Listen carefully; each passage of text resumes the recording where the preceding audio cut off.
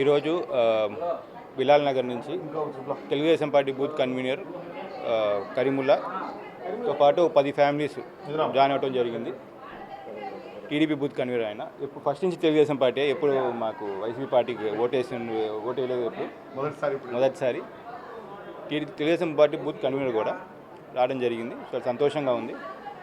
Muslims ఈ సిఏఏకి యాంటీగా one side అయిపోతున్నారు.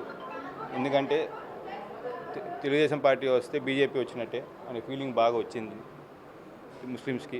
ఇంకా టీడీపీలో ఉండే ముస్లిం అయినా వాళ్ళ మనసులో వాళ్ళు ఒకసారి వాళ్ళనే ప్రశ్నించుకోవాలి. వాళ్ళ మతానికే ద్రోహం చేస్తున్నట్టు వాళ్ళు వాస్తవంగా.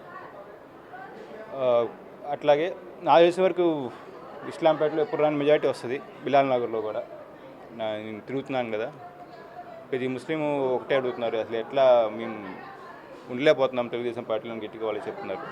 చాలా సంతోషంగా ఉంది. వీళ్ళందరూ జాయిన్ అయిన మేము ఒకటే మాట ఇస్తున్నాం వాళ్ళకి, ఈ 30 రోజులు మా కోసం కష్టపడమంటున్నాం. వాళ్ళకి మేము 5 సంవత్సరాలు మేము వాళ్ళ సేవలో ఉంటాం. అంతేకాకుండా నేను ఇన్సిడెంట్స్ గురించి చెప్పాలా. లాస్ట్ 1 వీక్ నుంచి చూస్తున్నారు తెలుగుదేశం పార్టీ వాళ్ళకి అర్థమైపోతుంది వాళ్ళ ప్రభుత్వం రావట్లేదని.